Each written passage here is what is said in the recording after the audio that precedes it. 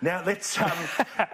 phones in schools. In Victoria, they're going to be banned. This all seems to be pretty obvious to me.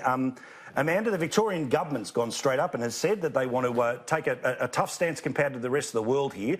You've got to turn off your devices, you've got to put them in lockers, and you can't get them until school's finished. Hallelujah.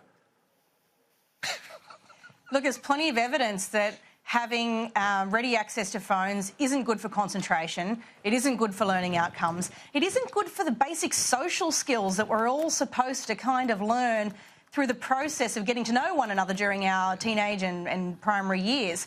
So, look, I think this is a sensible move. It's emulating what many private schools have already been doing because they can see that that's where common sense and all the evidence lies. And, you know, public school kids should get just the same opportunity.